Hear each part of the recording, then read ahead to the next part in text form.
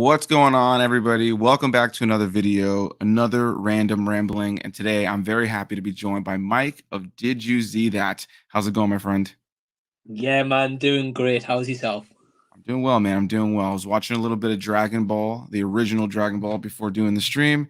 And now I'm ready to sit here and just talk. Yeah, so I was actually on Mike's channel yesterday for his weekly live stream series, Z Talks. I'm not often able to make it because of timing, but I'm happy I was able to make it yesterday. It was a lot of fun. Thanks for having me on. And I knew when I was bringing Random Rambling back, and I was going to try to make it a weekly series again on my channel that I needed to have you on. And this is the third time you've been on Random Rambling. Of course, you've been here on the channel on tons of occasions covering movies like Daredevil and Elektra, and most recently things like the Land Before Time movies. And yeah, it's been a blast always having you on the channel. But yeah, you are technically now you hold the championship, I guess, like belt. The fact that you have been on Random Rambling, this is your third time, so you're the guest I've had on the most for this series. So thanks Right. for coming on, man. Hey, thanks for having me. And knowing that I'm the champ of random ramblings, that's pretty awesome as well. Yeah, man, for sure, for Okay. sure. And so, yeah, I like to always start off these when I would have somebody on for the very first time, just simply asking, what got you into YouTube, this, that, and the third. But I've already asked you that in the past on previous random ramblings. So the question is now, how do you feel about doing YouTube all these years later? And for the people who don't know who you are, tell everybody a little bit about what they can see on your channel. Yeah, thanks, man. So my name's Mike. Channel name's Did You See That? Yeah, been on YouTube pretty much the same time as Anthony, about 5 years, coming up this Saturday actually. Crazy, man. Like you probably can see yourself, time's flown by, 5 years. Yeah, dude, it doesn't even feel like it's been 5 years. It's a weird part. I can Right. recognize how much I've grown and changed as like a creator. We were just talking about that the other day in WhatsApp when you were messaging me about some of those old videos you did. It's crazy to see how much we've grown and changed and how much more comfortable we are with a microphone in front of us and in front of a camera, which definitely takes time to feel comfortable with. But yeah, man, 5 years, so fast. Yeah, man, it's crazy, and kind of like to answer your question about what the channel's about, and kind of about YouTube and stuff. Yes, I do like similar to Anthony. I do like movie reviews. I do vlogs when I can, adventure days. My big thing is Back to the Future. Anthony says Star Wars, of course, so bit of a difference there. Um, and yeah, in regards with YouTube, kind of how the journey's been, I've got a video premiering at midnight UK time tonight, which will lead into Saturday. Like going over kind of my 5 year YouTube journey, that was where this man right here, the lighthouse of YouTube. I'll always say, dude, I always will, and I'll always give you massive props whenever I can. This man right here, well, that way, right there. Man, like you came across my YouTube channel like for the first ever time back in like 2020, 2021, around that I time, I I I think. wanna say it was 2019 if I'm not, because it was for Blinded by the Light or Blinded, right. Yes. I think that movie This came out, like, late 2019, I think. Yeah. Okay. Okay. Yeah, it was like the Bruce Springsteen movie, right? Or like Right, the right. musical, something like that. Yeah.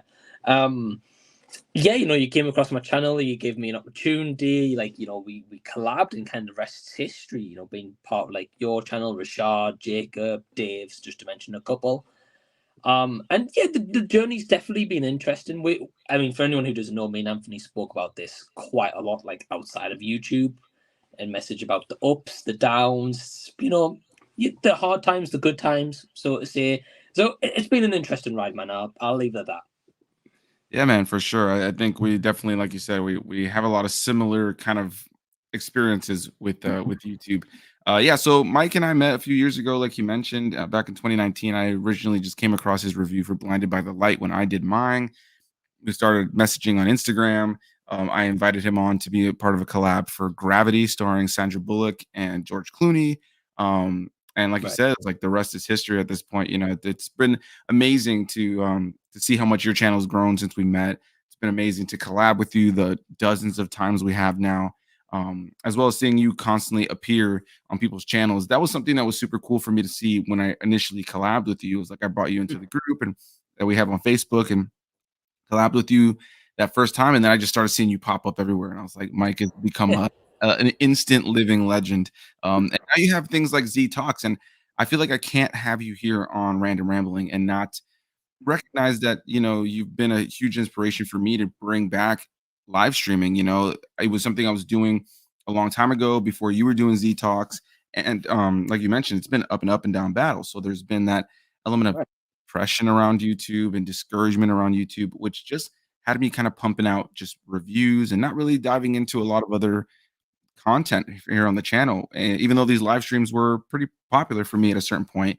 Yeah, man, I just got to give you high praise for keeping on with Z Talks and kind of like allowing me from the outside to watch what you were doing and just be really able to admire the consistent growth in that series. Like the amount of people that are always tuning in and all the faces that you have on there. It's become a weekly staple within our YouTube peers to just know that Z Talks is happening, every week, typically on Thursday. And yeah, man. So mad praise to Yeah. you.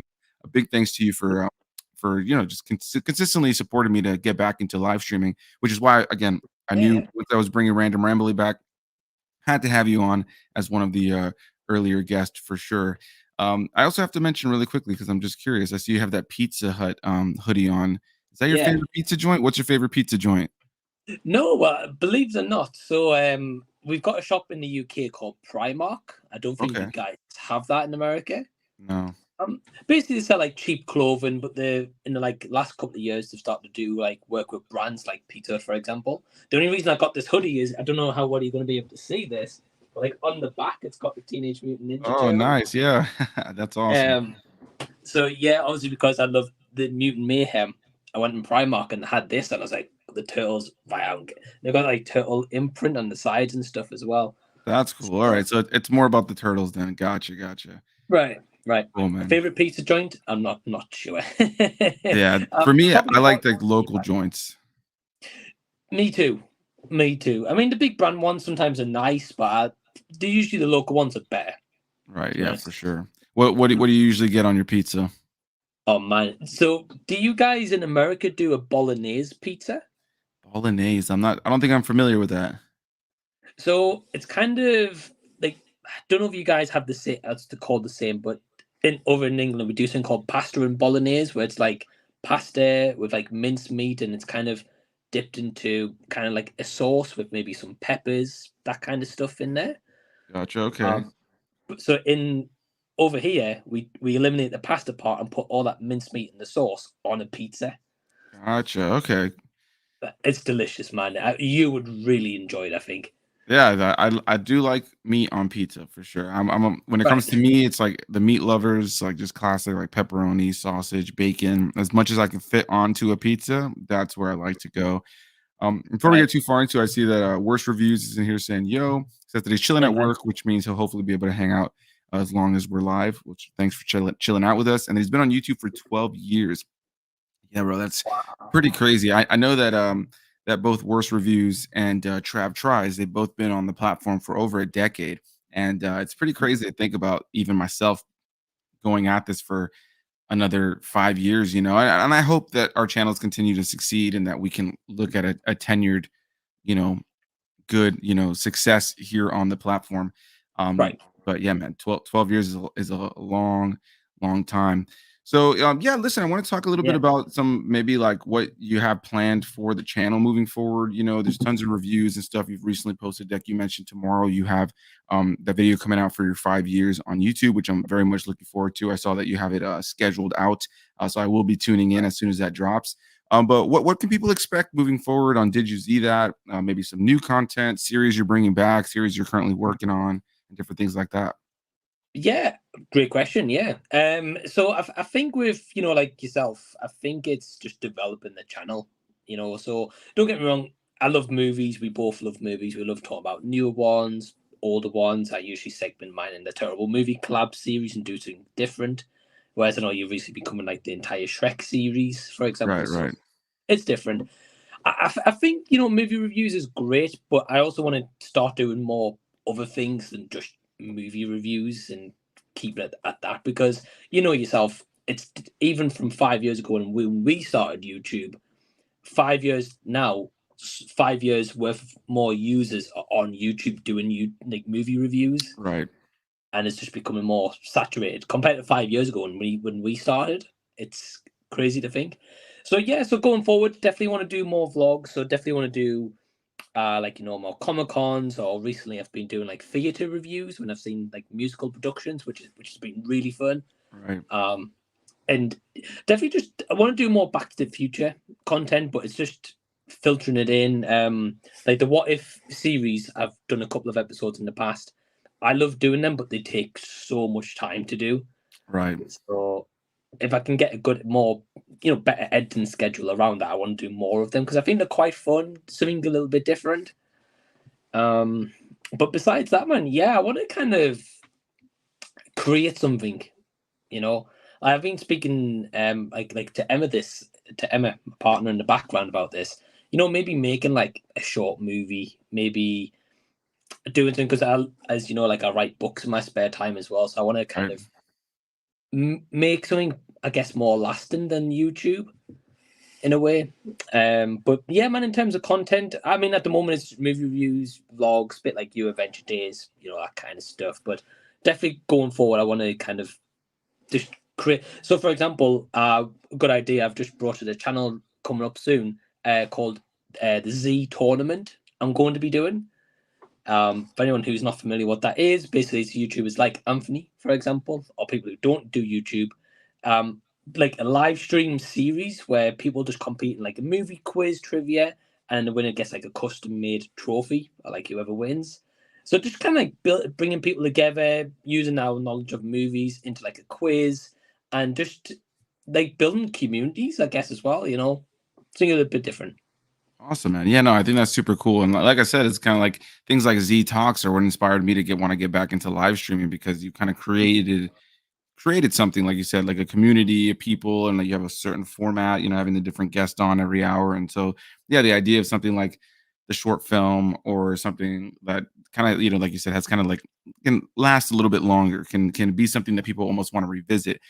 I could definitely feel that. And in terms of like editing different kind of content that takes longer, for me, it's kind of things like my supercut videos. For anybody who's never seen one, because I'm sure I have a lot of newer viewers who've never seen the ones I've done in the past. A few years ago, I just started making these, what I guess what a lot of people would call it compilations, I guess, but like they're technically like supercut videos where I just compile a ton of different movies and have some sort of song or theme that plays throughout, and I do my best to synchronize every beat and every motion of the song, as well as I can, to the visual that's happening, so that you can just be completely lost in it. And when I first started making them, they were okay, but the last few I've made, I'm really proud of, and they're the only videos I ever find of my own that I go back and watch. It's kind of like what you were saying with movie reviews. It's such an oversaturated market where I love doing them. I love putting my thoughts out there. But how often am I ever going back to listen to my own thoughts on a movie? I want to create something that I could be proud of and return to. So yeah, supercut videos are something I really want to start getting back into. I do have one made that like I have like a few minutes worth of one made right now. I think I showed you a little bit of the one that I had. It was a while back. And it's still there. I still have the edit saved. I have tons of footage I still need to put into it. But yeah, I've just kind of been holding myself back because of the time investment. It does take a lot of time, and you got to make sure you're synchronizing everything, getting the right clips, and but yeah, I feel you about wanting to create content that feels a little bit more long lasting than just doing movie reviews, which again I do enjoy, and I don't plan to get rid of them. But I do want to start adding more, including things like vlogs. And I saw you recently actually just did some vlogs for the Insomnia Gaming Festival, which you've gone to the last few years. And you shared with me a little bit on the side, through WhatsApp, that you were a little disappointed with certain things, and the lack of representation from certain studios, and the lack of the ability to play some games. So what can you tell us a little bit about that for people who aren't able to go to Insomnia Gaming? Yeah. Well, one quick thing I will say is I actually recorded a video, kind of like just give my full on thoughts about the Insomnia I just went to. Gotcha. And this pain, man. I recorded a 19-minute video. Went to press play just to test it out, just made sure it recorded, and there was no audio throughout the No. entire thing. and I was almost threw my phone against the wall, and I was like, "I'm out." Oh, No. dude, that's the worst. I've had that happen so many times where, like, I got home from seeing a movie and I filmed a whole review, and I'm proud of how it turned out, and the video recorded, but yeah, maybe the mic wasn't plugged in or, like, the cable Right. was slightly loose for the mic, so then it caused it to kinda, like when I would listen to the audio, it's, like, kinda crackly, and I'm just like, "Oh god." So I've definitely been there, man. I've definitely been there. It's painful. Really is. But yeah, man, in terms of insomnia, yeah. So anyone who doesn't know, so I first got introduced into insomnia by my sister, and that was about, I'd like to say 6, 7 years ago, maybe. And they do usually do two a year. Obviously during COVID, they counted the numbers on still, but they were cancelled.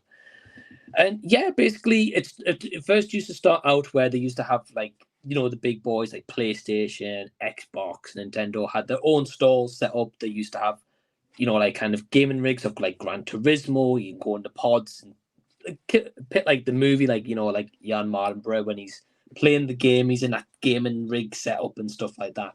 They would have that. They would have like VR headsets you could go on. Um, Same for Xbox, but they had like a wide range of different games you could play. Nintendo. Then they had like kind of like indie developers who are trying to get their games off the ground, maybe funded by the government over here to help them to get something made, for example.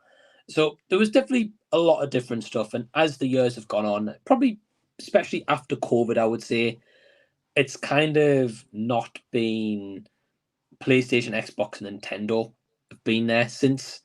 It's mainly just been a lot more focus on the indie developers or kind of like PC gaming. I've noticed PC gaming's hugely represented there. Right. And I'm not sure about yourself, and I know you're an Xbox guy mainly. I've always been a PlayStation guy since being a kid. But to me, like, I'm not interested in PC gaming. If I wanted to, I would buy a PC laptop and go into it that way, or like a actual like unit. Right. Um, so for me, if the PC gaming, however, has got a controller, I'm like, yeah, cool. I can try get used to this. It feels like a PlayStation, but it's just a PC. So I played a couple of that, but a lot of them were like, you have to hit certain keys, and I'm just like, it's just not for me. Right, Um, right, yeah. Mouse and key gameplay has never really been for me. mm, Like, I can appreciate it, and I totally recognize why in some ways it's like you can be substantially better. If you ever play somebody who's like in a shooter that's playing on mouse and keys, you're gonna get wrecked because while you have to move your right ear, like your thumbs on those joysticks to actually aim properly, the person playing with the mouse literally just has to point the cursor at you, and it's substantially easier, which just allows for crazy, very fast-paced gameplay when everybody's playing that way. But similar to you, I have played a lot of PC games where I'm able to plug my Xbox controller into it because a lot of them just have that adaptability, and it makes it a lot easier. I get why people are really big on PC because if you can play with the controller, which most games allow you to now, which is my personal preference, um, then yeah, then it's a good time. And usually, like, if you have a good PC, the games are gonna look and play way smoother than they do. But nowadays, man, I know you have a PS5. I have the Xbox Series X.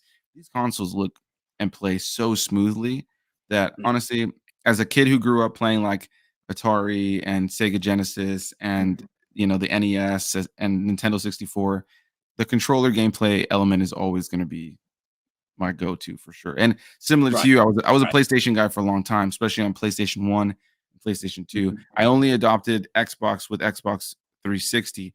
I got the original Xbox near the tail end of its runtime, but it was more of mm, like a hand-me-down. Like that person was moving on to the 360, so they gave me the first Xbox. I had played it going to friends' houses, but that's when I got my own. But yeah, ever since the right, 360, I jumped ship mainly because I right, really wanted to play Halo 3 and Gears of War at the time, which I sunk right. hours and hours and hours and weeks and months and years of my life into. Well, especially back then, like Xbox was the main thing known for multiplayer. So Right, everyone was diving over to Xbox, and then PlayStation's introduced in the last couple of years as a bigger feature in the platforms.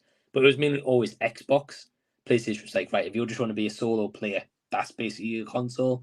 right, Multiplayer is Xbox. So, but I don't right. usually play online with friends. To be honest, I usually just by myself, just campaign mode. So Yeah, same. I don't really play a lot of multiplayer these days. The last game I got really hooked into that I played for years was Overwatch. I got really crazy Mhm. into Overwatch for a good chunk of years. Probably about a good like 4 years and some change, man. I put a lot of time into Overwatch, and I Right. still go back and play from time to time.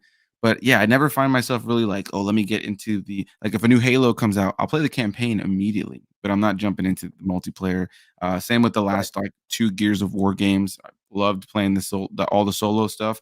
Just didn't care to hop on the multiplayer. And now, we're always texting and stuff about games. Um, yeah, I'm always playing single player games. Yeah, I've been playing the Yakuza games because Mike And is a huge fan of the franchise. oh, Um, I've currently played, the Yakuza. dude. I will tell you this, man. Love them. I wish that I loved the franchise as much as I know it's popular because obviously they made a million games, like so it's obviously a popular franchise. Um, the first Yakuza, Yakuza 0, and the first Yakuza or like the prequel and that original one, they feel like the exact same game. Yakuza 2, I didn't know, like it wasn't until you fulfilled me. But Yakuza 2 was where I was like, okay, this is cool. I'm really liking this. But the version I played was apparently the remake versus all the Yeah. other ones being remasters. The remake element, I think, of it made it like a much smoother game. So then jumping into 3 and 4, I was like losing my mind. So I now have 5, 6, and Like a Dragon. So I only have 3 more to go, but I have Mm. played through them. Even though I haven't loved them, I'm like a completionist like that. I'm currently playing through I'm replaying the original Mass Effect right now because Okay. they released this legendary edition for Mass Effect recently within the last few years that was the first 3 games but like kind of remastered. So since I already played them on the 360, I figured let me play them again in this like remastered collection, which has been nice to go back and play. And you're playing Jedi Fallen Order right now, right? Right, yeah, I've been slowly getting into that, and man, I text you straight away. It's like I'm 30 seconds in this game, and I was like, looks amazing. Yeah. It's a And beautiful game, man. The cinematics for that game and for the sequel as well, just like the graphics are really, really nice. Like any other game, you have those moments where like some of the graphics are a little bit like messy or like it glitches a little bit, but it's definitely one of the most impressive looking Star Wars games that's ever come out. oh, 100%, man, yeah.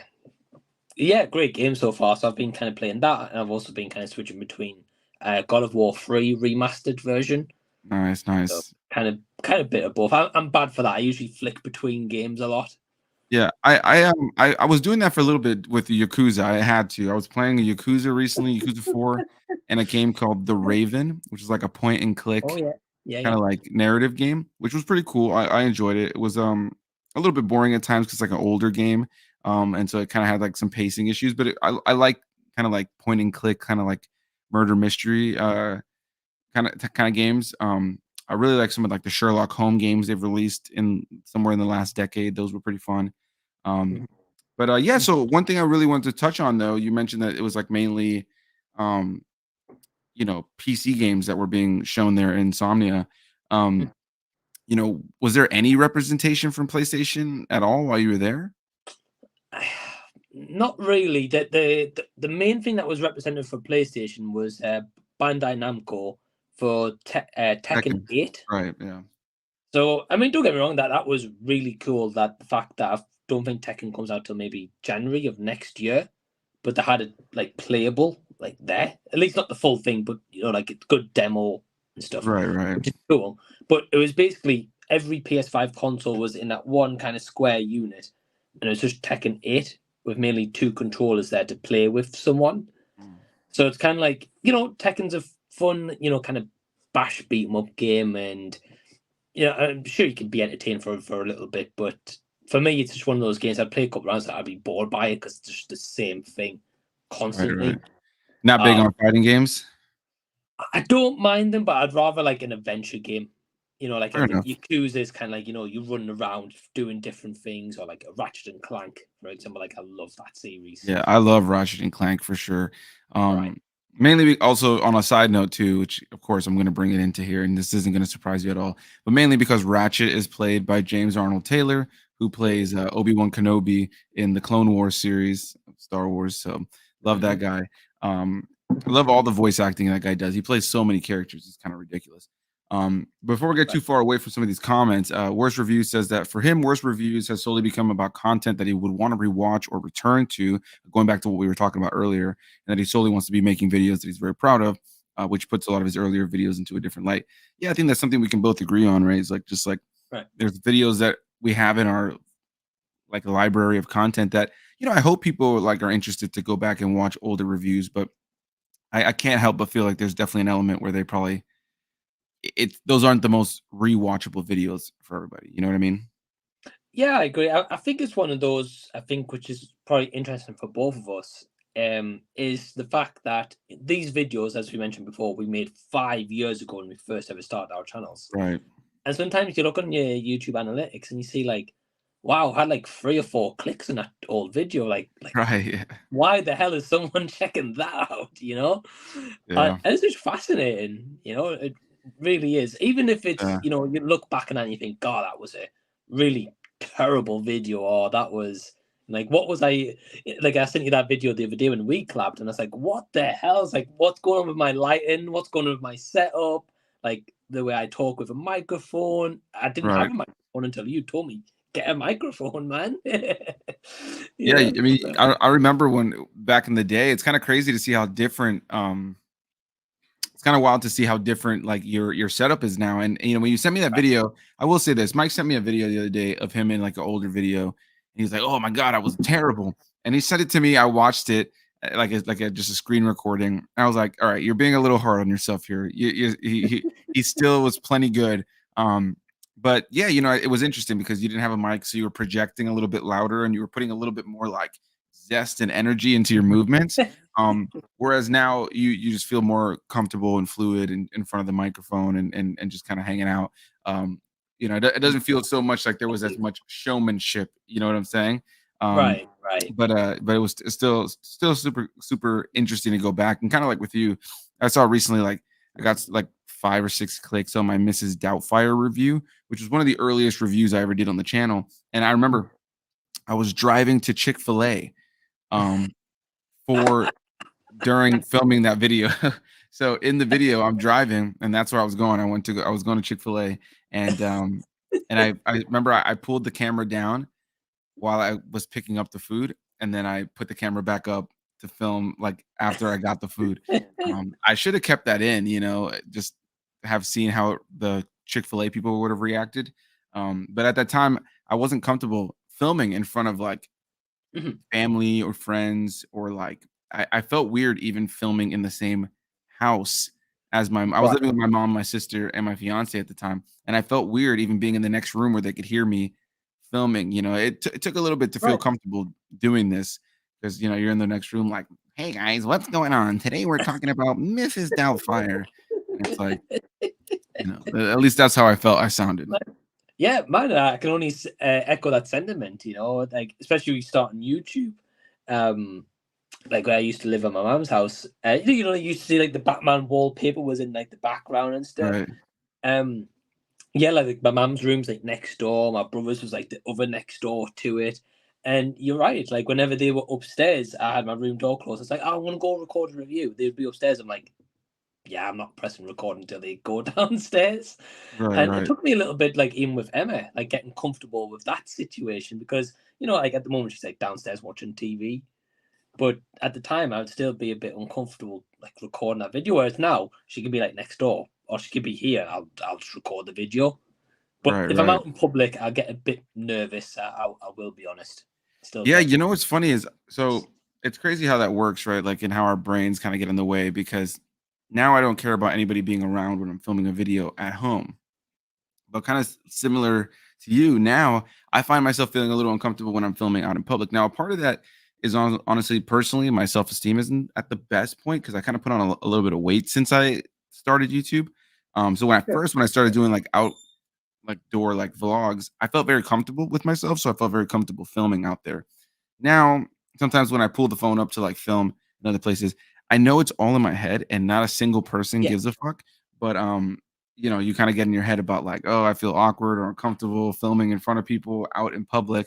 But I will say, despite you sharing with that kind of discomfort with me for like years, you've done a lot of different kinds of cool, incredible vlogs where you've included random people that you met while you were there, and Mm. hosted like a quick moment or a quick interview and stuff like that in your vlog. So kudos to you for like breaking through that Right. anxiety about that because despite having a lot of people just wouldn't do it at all. And you have.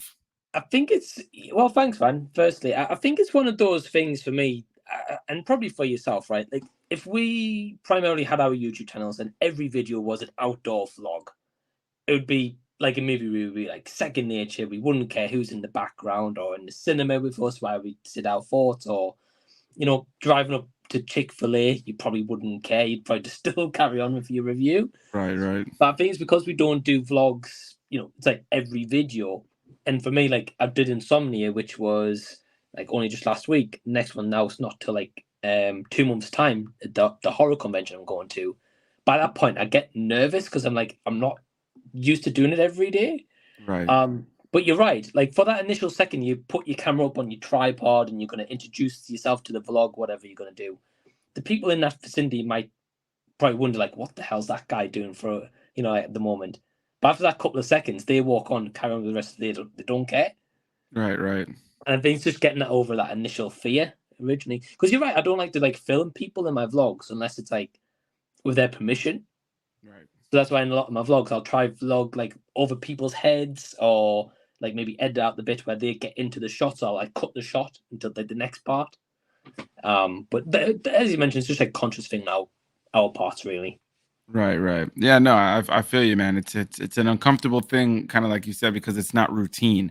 Um, Right. but yeah, I think it's one of those things where you just kind of have to get out of your head, and you realize shortly after you just keep on that, like I said, nobody gives a damn. Like they don't care at all, you know. So yeah, I definitely feel you on that. I see our buddy Norin Rad is in here. What's going on, Hey, man? man. Hope all is well with you. Had Norin on a few weeks back. It was really, really fun. Said, what is your favorite emotional moment in a film? The moment that absolutely hits you hard, be it sad or happy. Um, that's Great a question. tough one, man, to narrow down. I can give a few of moments that just like I think across my life have been important to me. Okay, of course, Star Wars is my favorite thing of all time. The first time I ever cried at a movie in the Mm. theater too was the scene where Anakin is leaving his mom in the Phantom Menace, which might make some people laugh, but I for whatever people's opinions of Jake Lloyd as young Anakin and stuff, that moment for me has always really worked. Also because of the actress who plays Shmi, his mother. I think that she plays like this mother who knows she's making the right decision for her son, for him to leave with this Jedi, this random bearded, long-haired man that she just met. Um, but Right. he's like asking if he'll ever see her again and stuff. So that's always really been an emotional moment for me. Um, but it's so tough to think, right? If I think of some maybe in the last few years, like maybe the last decade worth of movies that I've seen, like there's been so many, but like on a really, like, emotional side of things, I always remember, like, the end of, like, La La Land just always gets me choked up. I don't know if you've Mm. seen La La Land, but the ending of La La Land always gets me choked up. Um, Yeah. and then on a happier note, like, Endgame when all everybody showed up through the portals, like, that moment will forever be, like, I just remember feeling like this wild surge of Mm. emotion, of happiness and sadness. I could cry even when I watched the scene today. If the sound is up right and I'm just in the right mental space, I think for me being a young kid who was picked on for liking that stuff when it wasn't as popular, and loving the cartoons and the video games and the comic books, and thinking back to times where like I had a comic book in class and maybe somebody like grabbed it and threw it on the ground or something. To be at this point where now it's so beloved, and now I'm watching this I used to pray to see stuff like this and to see all these characters coming together in this beautiful way with that epic Avengers theme in the back. Something that Right. was like personal to me of just like I can't believe that I'm seeing this, but it's tough to say to even narrow it down to a film, is damn near impossible. But what about you, man? Any that come straight to mind? Yeah, man. As you mentioned, there's so many you can mention. I have seen La La Land, but I've only seen it once in the cinema Gotcha. back when it was on. So it's been a long time since I've seen that movie. But I did really enjoy it. Definitely want to check it out. One for me. I'm not going to ruin it for people, but have you seen the movie Your Name? Your name. Oh, that's the anime, right? Yeah. Right. Yeah, Have you seen that? I've actually not seen it, but I've heard it's incredible. I know that's Man, your favorite director, if I'm not mistaken, right? favorite director and favorite anime movie of all time. Nice. Yeah, man. So there's a moment in that movie again. I can't say for spoilers, but it's right obviously near the end. As a I can't really touch on it, but basically there was a direction made where they were going to end a movie on it, and there was kind of uproar about a certain thing that happens, and they changed it, and I'm so glad that they did. But again, I can't say it for context. So again, Gotcha. watch it, brother. I think you'll love it. Yeah, Um, it's been one that's been on my list for a while because people have always I've always hear it like in the circles of like really positively praised anime mm. movies. Because it stands on its own, right? From what I understand. Yeah, so like the director Makoto Shinkai, he's done like quite a few movies. He's like Your Name was like his big breakout one, and then he did like a Weather and Review, which was like it's all kind of like elements of like Sky filtered into his recent movies, but they're all standalone. They don't connect into one another. There is one part I think where some characters in Your Name are in this movie in like a background scene, but they're not like the same character and it doesn't follow on journeys. It's just like an Easter egg. Gotcha. Kind of just like it's like, oh, they're in the same world, but it doesn't really like Right, matter or connect. right. Yeah, not at all. Not at all. So yeah, That's man. pretty cool. So the scene in Your Name makes me happy. I cry at that scene every time. So Nice, that's nice. I'm happy. I'm sad. Hit me with any dog film. I'll be in tears. Man, I watched like so for example, I watched two I remember from either early this year or last year, and it was Marley and Me. And Marley and Me for like most part, I was like, what's so sad about this film? I got like Right. most of the way through, I got that, and then there's one part, and it's like, okay, now I Yeah. see what man, I was in floods, Right. and it was just I think that's one of those spoilers that most people know. So I'm surprised that you mm, actually went into it. You didn't know what it was that made the movie sad because I know like I've seen it before and it's heavy, right? I've told mm, my fiance Haley that I want to cover that on my channel at some point. Like it's a movie that I plan to do a video on at some point. But she's always like, I don't want to watch it, and she's never seen it. She knows what happens, but she just doesn't want to see it because she knows it's gonna fuck her up. Um, man. Especially, that's I a heavy think one. like one thing I will say, man, is like especially as us, we've personally in our lives we've lost dogs, Right. like in the last couple of years, man. Like watching that really hit hard. So that's the only Yeah. thing I'm going to say to you if you ever do decide to watch that again, man. It's not good, Yeah. and not in the No. mind frame that we've been in. It's not good. Right. Yeah. No. It's a heavy movie for sure, and I think that's what I really appreciate about it, that like, it doesn't sugarcoat, like, the Right. weight of, like, the events that take place in that movie. It really does relay the heaviness that is those events, man, so that's definitely a good choice there. Another good dog movie that just will make you cry is a movie called Hachi. I don't know if you guys have ever seen Hachi. Is that the dog who's at the train station? Right, yeah, that's that one, yeah. Oh man, that one broke me as Yeah. well. Yeah. Yeah, I dude, love dog movies. Don't get me wrong. I really love them. I think it's a really cool kind of sub genre and just movies that they do. I think it's unique, either whether they have a talking dog or whether they just have you know, trained dogs on set, whatever they do with them. It's amazing, but they always hit the worst. right, right. There's never one of them where you don't cry at a dog movie. Did you cry in Strays?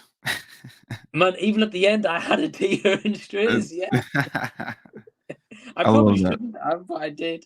Have you seen that one? I haven't. No, no, no. But I assumed that like though it's like a raunchy comedy and it's like obviously about these guys kind of like going to get back at this owner in a way. I figured that there would still be some emotional core of just like the fact that the dog feels abandoned, at least from what I got from the trailer. Right. Well, again, I'm not going to say too much about for spoilers, but Right, yeah, right, of course. yeah. A good But good great question, question. Norin. Yeah, Norin also said that his best point and click game for him is Sam and Max hit the road. Yeah, I like Sam and Max as well. That company Telltale Games, Right. they've Yeah. Yeah. Yeah, they have so many great games that, I wouldn't count them all to be point and clicks. Some of them it's like kinda like you can walk around in them. But yeah, I love their Mm, Walking Dead series.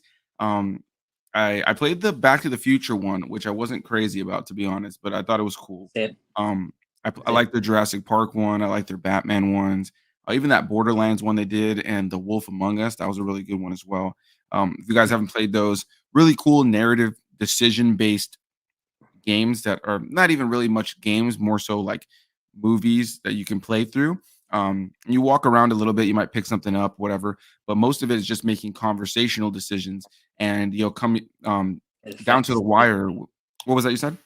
Yeah, it affects the game, right? Right, it Yeah, affects the whole story, and you'll have, like I can think of, like, The Walking Dead, there'll be a moment where, like, everything's normal, maybe you're having a conversation, you can kind of pick if you're gonna be aggressive towards people or nice, and it'll change how things play out, and in the right corner, it'll say, like, yeah, I don't know, "This character will remember this," or "This character will never forget that," or, like, if depending on how you spoke to them, and then maybe, like, in The Walking Dead, you'd have something where, like, some zombies come busting through like the windows and right. grab two characters, and you have to pick one character to save, and the other one will die, and it'll completely change the course of the game and how the other characters react to your decisions. And super cool. If you've ever played those games, I highly recommend them. I've played the Batman ones, played both of them, and I think I preferred the first one, but I think I remember really enjoying.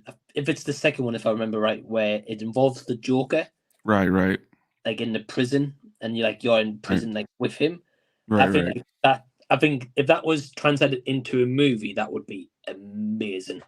Yeah, I like what they did with the Joker in those games because he was like he would really wanted to be Batman's friend, and like Right, right, he didn't you kind of depending on your decisions, he's always questionable because he's not necessarily all there, but he's not the full right. blown like sinister I want to rule the world Joker, and you can push him to be that depending on how you kind of treat him.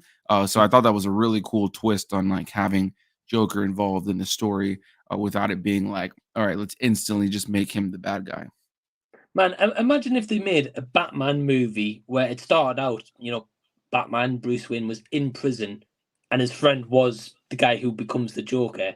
Right. And, he tries to help him and all this. And then ultimately that leads into like a movie sequel or trilogy. Like, how good would that build up be? And then it starts from right at the beginning, not just like The Dark Knight where the Joker just kind of leaves a card at the end of Batman Begins and he's in the next movie. Right. Like, there's actual build up in history there as to why this has happened. I Right. don't know Right. why they've never done that. They might have animated stuff, but never live action, as far as I'm Right. aware.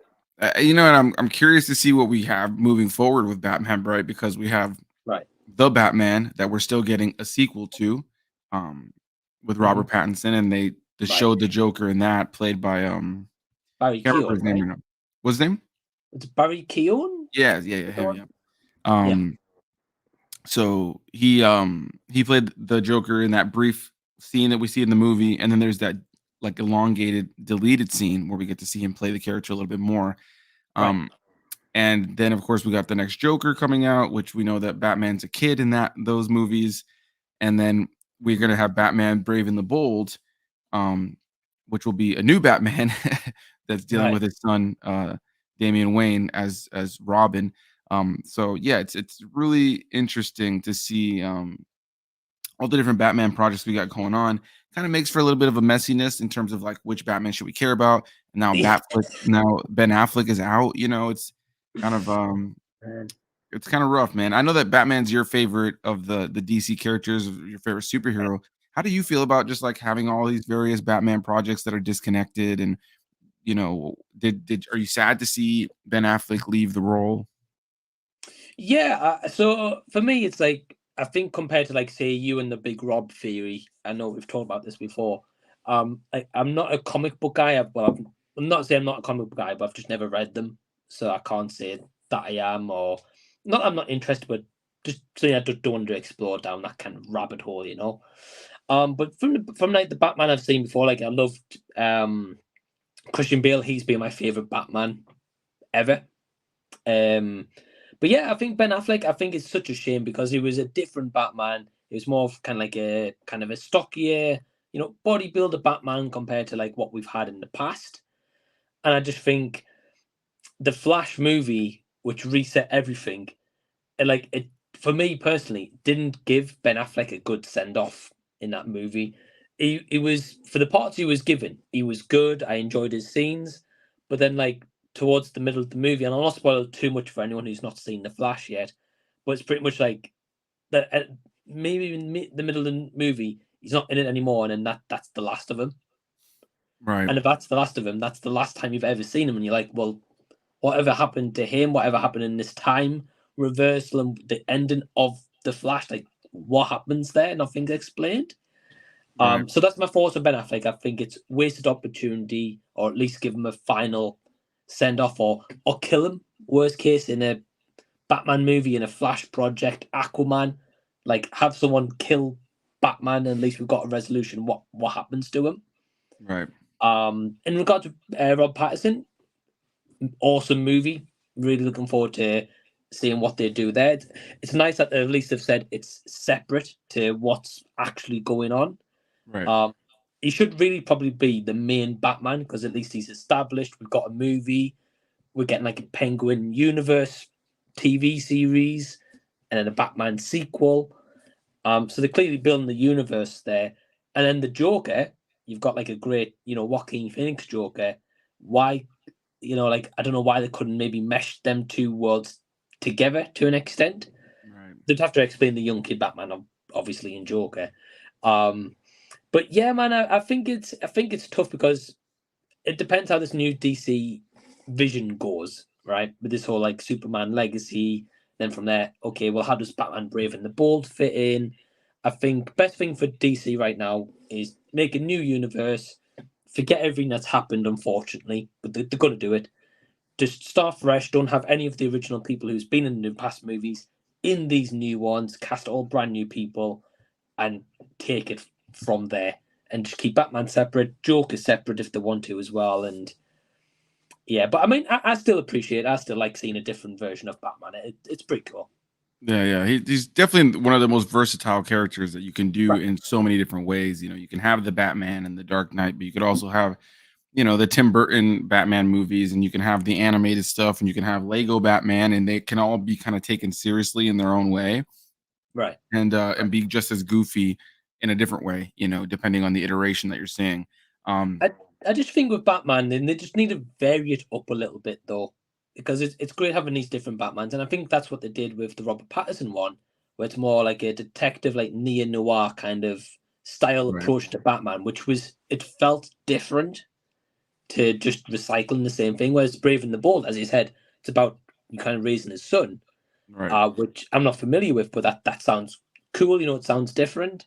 But as we just spoke about the Telltale Batman, are we just going to get another Joker just thrown into the mix who has like we don't know any past history about with Batman? right.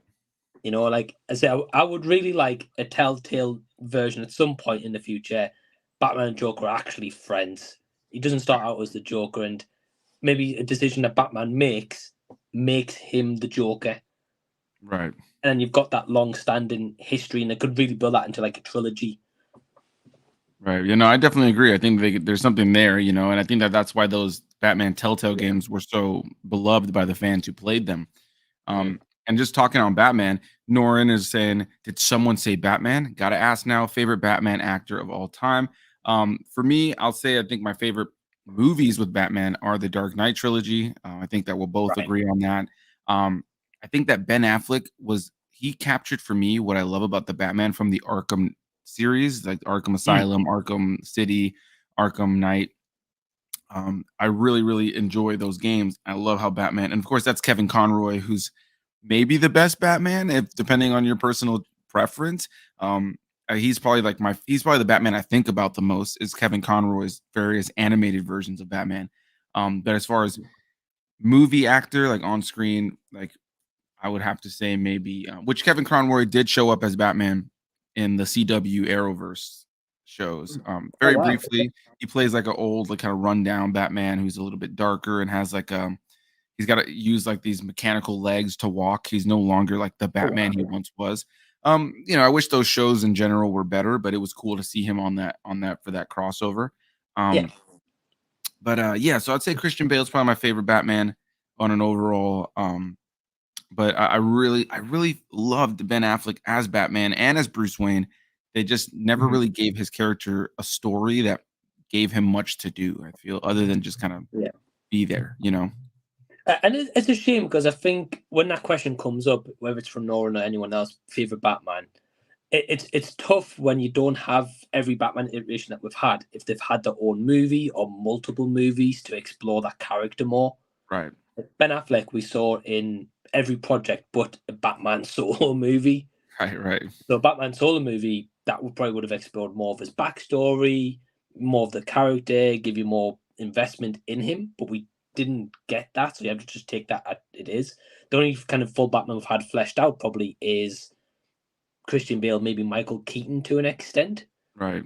but more Christian Bale. So from his first startings to how he ends his journey. Right, right. Yeah, like those are like that probably the only ones. Christian Bale probably had the best like setup and send off of any of the Batmans in terms of like Right. the movies, at least. Yeah, and I think that is a shame. He's such a beloved character that it gets so much screen time in so many different things. But yeah, Mhm. there have been these things that don't really fully capitalize on ending their story. You know, it's apparently the Right. Val Kilmer Batman and the George Clooney Batman are in the same universe and continuity as the Michael Keaton Batman. They're supposed to be that, which makes it confusing, right? Because the idea is that those are the same continuity, those movies, those four. But then of course, then that makes the events of The Flash even more confusing. Um, but Oh, then Norin also said that he personally still loves Christian Bale, but Keaton and Affleck are a super close second. I would definitely agree. Worst reviews says that Christian Bale is the best to him. And right. then Ryan's in here as well. Hey, what's going on, man? Hey, Saying, man. "Hey, fellas, did you guys watch the Aquaman trailer?" Yeah, I saw it. I think it looks cool. I look forward to it. It looks like a lot more of the same from the first Aquaman, which is a good thing for me. I enjoyed the first one for what it was.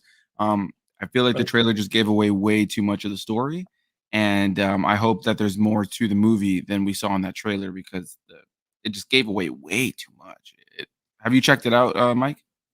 Yeah, I think we spoke about this last night, possibly. That's right. We did speak about it yesterday on the stream, right? Yeah.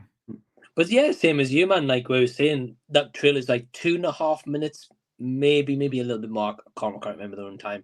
But yeah, it shows like every event in there, like from Ocean Master going being like depressed somewhere. He eventually gets his hair and beard trimmed off, the cliche, and he's Right. back to being a badass again. So we also know he's going to be in a rut after the first movie. Black Manta wants his revenge. It looks like he's took over some kind of kingdom, and now he wants to take over that Atlantis kingdom where Aquaman is. Like that's shown in the trailer. Aquaman's now got a son, so we now know he's got a son. I'm assuming to mirror, maybe. I don't know. Yeah, I'm very curious to see how they handle the Amber Heard element of this because they show I her in the think trailer briefly at the end. I was going to say But I think she was in like one shot yeah, because I was yeah. looking out for how much they were going to show her there, and I think it was like one shot for like a glass window. I don't know. I might Right. be wrong. It's super, super brief. So it makes me wonder how much of a role she'll actually play in the movie, how long she'll actually be around. It's definitely going to be something I'm curious about. I'm assuming not much, but I Yeah, think if that's the decision, it could also hurt the movie right. because remind me again. I might have forgotten, but in the first Aquaman movie, he doesn't get with kind of any love interest, does he? I mean, her, yeah, Yeah, her, but that was I thought it was yeah, her, but not like anyone else though. right. Yeah, because they have that, they share like, and that's going to be where it's going to be tough, right? Because that whole movie was about them together. They go on this huge adventure. They have that big kiss at the end where like the camera's panning around them kissing and all the explosions of all the fights going on around them. So Right, like she was a big part of that first movie. She was also a big part of the or at least a significant part of his story in the Justice League movie, both in the Zack Snyder version and the regular version, or the Joss Whedon version. Um, right. so yeah, it's definitely something I'm curious about because I can't imagine they'd completely get rid of her. But at the same time, it's something that, of course, it's kind of like a damned if you do, damned if you don't kind of situation. Because if they don't get rid of her, then it's going to be one of those things where some people are just going to be outraged about the fact that she's in this big movie, but they already filmed the movie, so it's like and narratively, you kinda need her to be around, so it's kind of Are you in the camp of people who just feel like she should still be involved because she was already involved in the first one and they already filmed the movie, and just for continuity's sake, you want to see her around? Or are you kind of in the camp of people who want like minimal screen time to almost just kind of being booted out of the movie altogether? Yeah, great question. I think for me, my opinions changed on it. So I think when the first, when it first happened with her and Johnny Depp and that verdict was released, I was kind of definitely in the campaign like she shouldn't really be in the movie, and especially with what happened, or maybe second thoughts kind of thing. But now that this new DC's been planned and James Gunn's building something from scratch, obviously at this point we don't know if this Aquaman movie has any relevance to what's going to happen in the future or not. Right. But I'm assuming if not, why not just keep the scenes in with her? Right. Because the movie's going to do as well as it's going to. I mean, I know the first one did great at the box Right. office, but the second one, as you said, like if it's not going to continue on with future DC installments, and I think Amber Heard's even retired from acting. I might be wrong. I think I heard somewhere a rumor about that. Which is probably wise on her front to like just disappear from the spotlight for a while. I mean, Right. not unfortunately, clearly that was definitely a crazy trial for sure. But yeah, it's Right. probably for the best that she vanishes from the spotlight for a bit. Yeah, definitely. But yeah, I think it's one of those where if this movie has no connection at all to James Gunn's DCEU, throw it in the movie, have that explanation. Right, they had a child, they've been parents, they're trying to adjust to human life as parents, and also managing him being king of the ocean, whatever he is now. Right. But by the sounds of it, as you said, if she's going to be in very minimally, then it's going to explain like why is the baby on like, has the baby got powers? Can the baby go underwater? Can it not go underwater? I think it's going to make for a messy movie if that's going to be the case. Right. Yeah, no, I agree. I feel like at this point you just kind of have to throw it in. And I am very curious to see what they end up doing as far as the including all of this, Right. because Aquaman, we didn't want to get into spoilers, but Aquaman makes a brief appearance in the post-credit scene of The Flash, which is Right. supposed to have reset the timeline, but we don't know if this is like are we still gonna see Ezra Miller and you know, Ezra Miller's Right. version of the Flash and in this version of Aquaman, or even Gal Gadot as Wonder Woman, because they were saying that she wasn't going to be in it. Now they're saying they're going to make a third movie with Wonder Woman. Wonder Woman's made more cameos with her sick theme song in the background than she has actually had screen time of her own at this point. Um, she just Yeah. keeps making all these Yeah. cameos, and it's just like, what's even going on, man? Like I half expected Blue Beetle to end with and just have her show up again. Maybe. Like they did it with Shazam, they did it with the Flash. It's like, Mhm. dude. And now it's also weird. It's like, why keep all of them if you got rid of Henry Cavill to have this new Superman? None of it makes any sense. I almost feel Yeah. like you were saying before, it's in their best interest to just start it from a clean slate, start it over 100%. 100%. entirely. If they're gonna get rid of people, just get rid of them.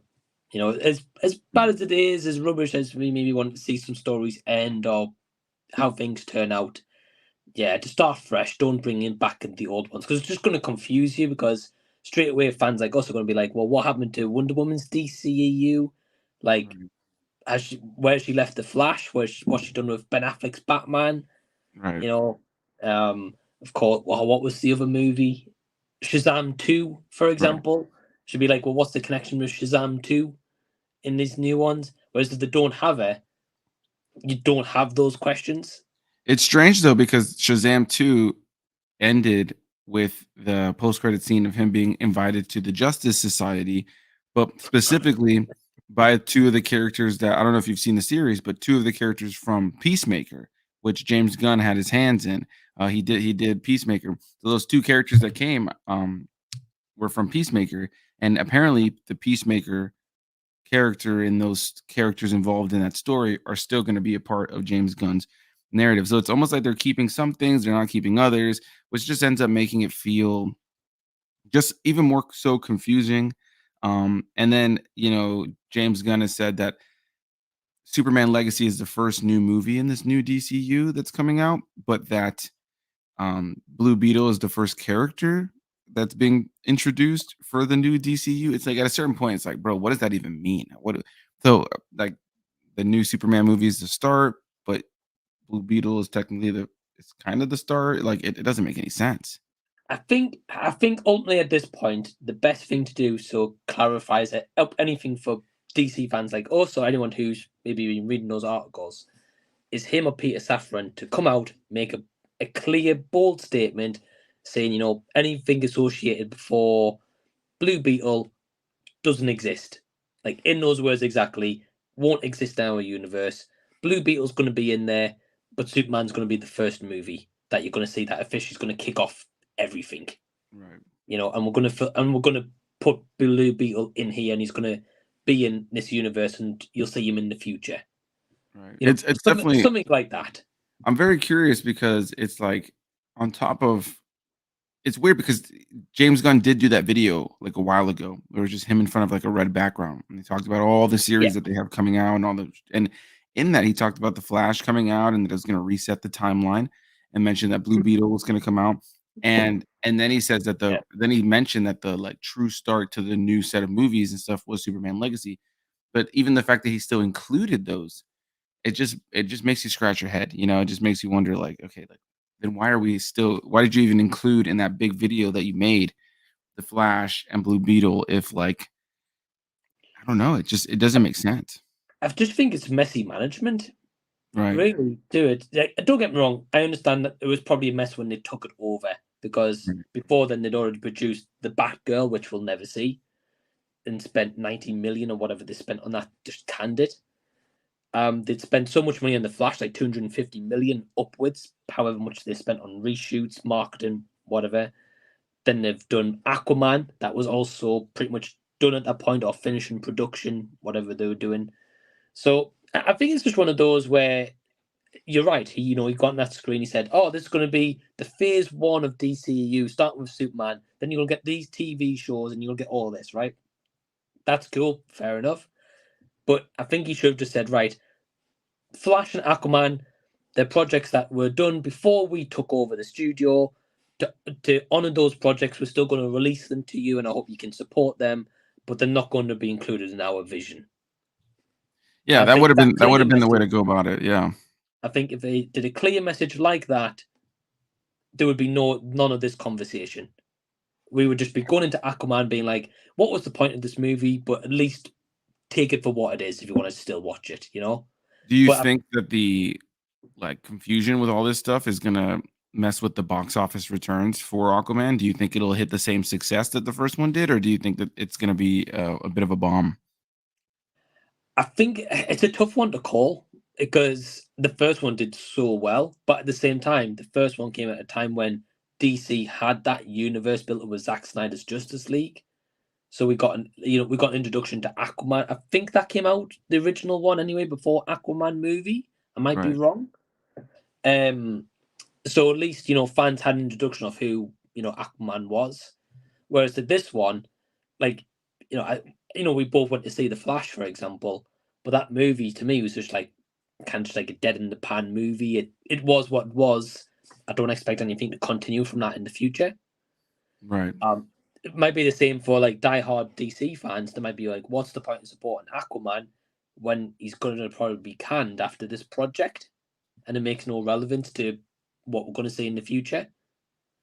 But then you will Yeah. have It fans that makes me wonder if it did succeed, like, if it does pop off and it makes a lot of money, will that force, James Gunn's hand a little bit or make him feel like, "Okay, we need to keep this iteration of Aquaman around because it's gonna bring in money." But then at that point, you know, like, it's a weird thing, right? Because I could see the movie bombing and they're like, "Yeah, we're starting Aquaman over," right?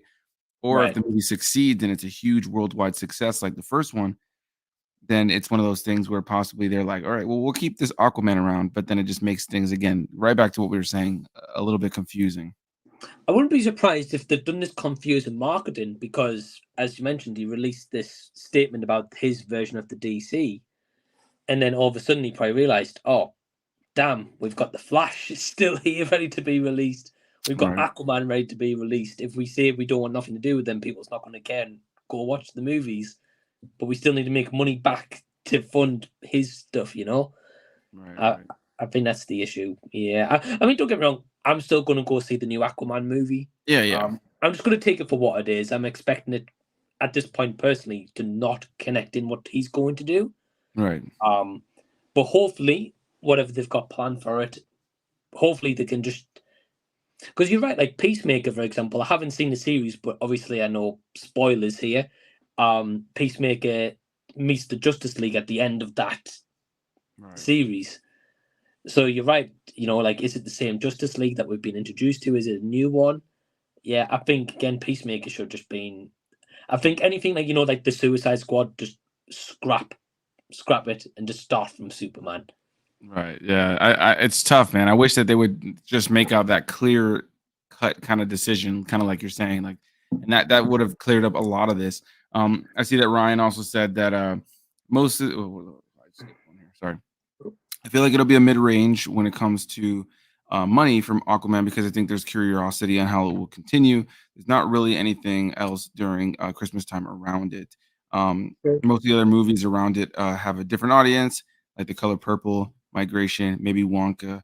Um, yeah, I could see Right. Wonka almost doing better, possibly than Aquaman, depending. Only because there's like a little bit of that fatigue that people have for DC right now, and there's a lot of people who are jumping ship. Like The Flash bombed, like it did terrible in theaters. Now I do think Ezra Miller was a huge part of that, um, but um, but it does beg the question if a lot of people are just kind of over this iteration of the DC stuff because they just don't care. So I mean, I hope the movie does well. I'm very curious. Norin says that I don't think Aquaman 2 will break a billion like the first. I'm predicting at the end it will have make half of what the first one made in terms of box office. Yeah, I would be really surprised if it makes a billion like the first one did. Do you think that we'll even scratch that at any point? Do you think it'll go over 500 million, or is it going to be substantially less? I think Nora makes a great point. Yeah, because again, in a way, like this movie's stained by the Amber Heard stuff. So people straight away are going to be like, I'm not going to go support that movie. And if she's in for like 10 minutes of the movie, Right. that she's still attached to it. I know that was a big factor at the time when that court case kind of finished. They were like, yeah, I'm not going to support Aquaman if she's still in the movie. Right. But at the same time, yeah, I think Ryan also makes a good point. Christmas time, not many movies get released around Christmas. Aquaman's usually a movie that kids can go see. Over here in UK, kids will be off school for like 2 weeks for Christmas break, so they will go probably check out Aquaman and probably Wonka as well. So Yeah, I'm looking it's forward to got- Wonka, but like in a weird way. Like I don't know if it's gonna be good or not. I can't really tell. Have you seen the trailer for it? yeah, to be honest, man, I'm not a fan of Timothy Chalamet. Yeah, yeah, he's a good looking kid. I liked him in Dune.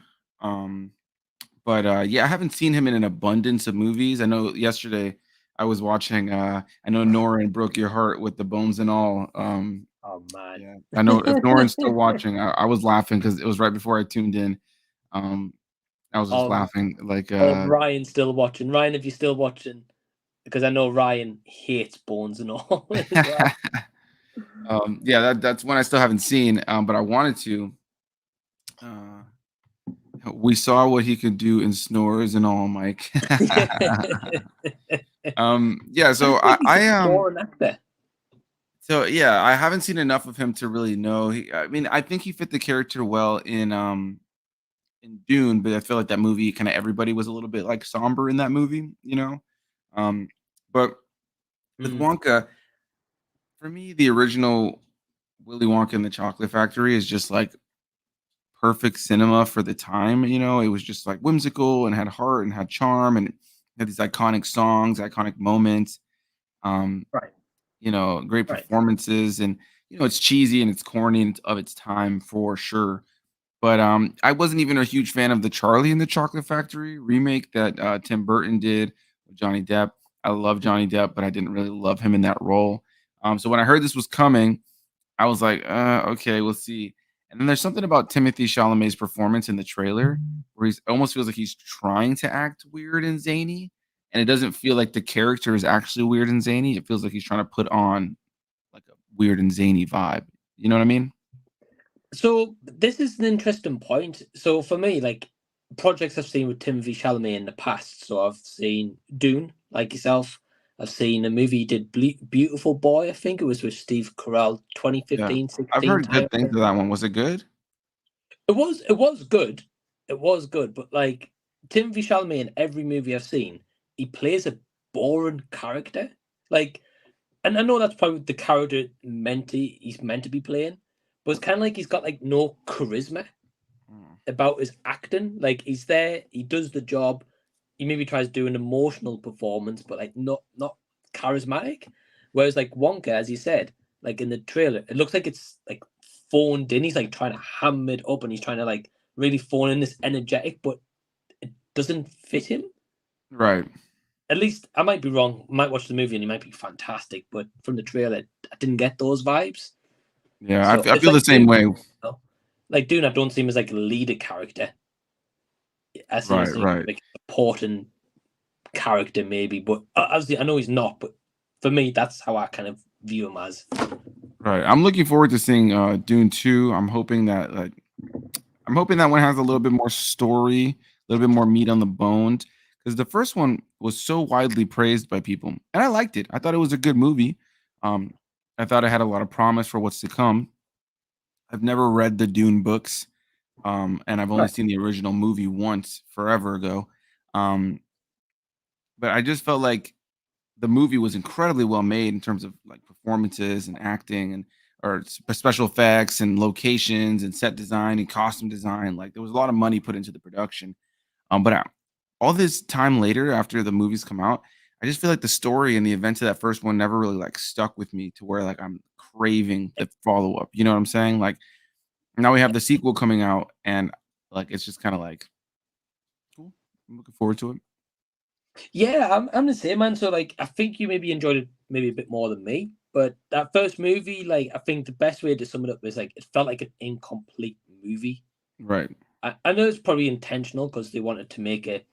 I think they've got a trilogy planned. I might be wrong with Right. that. Right. Yeah. But like at how it ends, it just felt like it ended on like a really flat note. And you're right. I think like Denis Villeneuve did like a great job. Probably one of the best visually movies made in like 2021. I think it was released. Right. Like visually, you're right. Stunning. Like can't fault it at all with that. Your performances were good. The effects really good. But you're right. Like since seeing that movie, I've never thought about it or doing part two. Haven't been like super excited to check it out. I'll be like you like yeah, I might go watch it.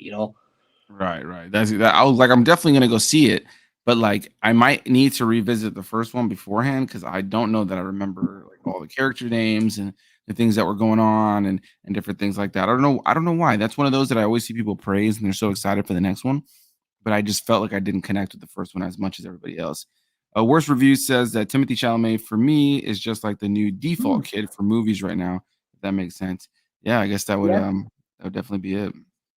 Yeah, I think Ryan summed that up in a really great way. Like he's got some looks to him, like attractive guy, I guess. Like, he's a popular name. So they'd be like, oh yeah, let's kind of throw him in there. Right. Yeah. Like I would like to see him do something. I guess I was gonna say I would like to see him do something out of his comfort zone, but I guess Wonka is that, right? Like he's gonna do something different than he typically does. The question is his iteration of Willy Wonka gonna be super endearing, like because that's where like you gotta strike that balance with Willy Wonka because in the movies that we've gotten so far in the main story, he's like in a way like a sympathetic villain. You know what I'm saying? Like Mm, mm. he's not the good guy. He seems like that. He's like the Wizard of Oz in a way. Like Right. he brings you into his little candy fountain, like candy factory, and like you're gonna have a great time at first. Then you realize the dude's like this sad, broken, Mm, alone, kind of like messed up individual by the time you get to the end of the movie. right. So then it's like, are they gonna do with Timothy? Are they gonna show that with Timothy Chalamet, with his kind of dark side, or is this solely just gonna be the whimsical, fun version of Willy Wonka before he became kind of like a dark personality? You know what I mean? Yeah, I think with Wonka, I think the problem is, and this is nothing against Timothy Chalamet. I think the problem is with like Willy Wonka, for example. I only watched that for the first ever time this year. So going into Wonka,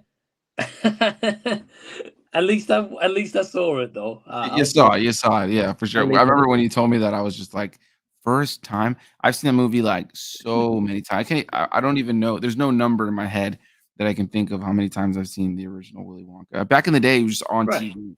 Like, I used to see it on TV left and right. It's crazy. Right, but like for people like yourself and like Ryan from RWR, like you guys grew up on that movie, you know. Right, So for you, like Gene Wilder's, someone's got massive shoes to fill to right, give us a backstory of him and also fit his older performance, but a younger version. right. And I don't think personally Timothy Chalamet is that person to do that. Yeah, I almost feel like they're just gonna make it like kinda like the Tim Burton one, just like its own thing, like it's like that this is a different version of Willy Wonka altogether, which I feel is the best way to do it instead of like copying, Gene Wilder's performance. But Right. um, yeah, there's something about the trailer. There's that part at the beginning of the trailer where he says something like look up or look down and sit up or something, and he's like scratch that, reverse it, like, and he like is he meant to say like Mhm. sit down and listen up or whatever? I don't know, something like that, but it's, yeah, he says, "Listen down and sit up," or I don't know, something along those lines, Mm. and it's just those moments like that in the trailer where he just feels like it feels like he's acting. It feels like he's trying to be weird and zany, Right. and Right. then, of course, there's some people upset because they cast, Hugh Grant as the Oompa Loompas, um, because there was they felt that people would be upset. It's kinda like what we're seeing with that new Snow White movie where, like, they thought people would be upset with the fact that they would cast, dwarf actors, um, to play those roles, like the Oompa Loompas. And so now in this new Snow White, we have like Snow White and the seven random people that are all like different like Right. races and heights and genders, and it's kind of like Right. I feel like we're kind of going in the wrong direction here. It's just like some decisions like that are made. It's just so stupid though. Like so, Emma was telling me about the like seven random kind of people in that, Right, and I said to Emma, I was like, that is the perfect movie to like have like dwarf slash little people. I think the term is now. I'm not quite sure. Like that is the perfect movie to have that representation for right, that, and maybe give exposure to like. So, for example, like Peter Dinklage is probably the biggest one probably broke out in right. that kind of category of, I guess, of like little people, I guess. Um, and like that movie could have really given maybe careers to like seven brand new ones we didn't know about.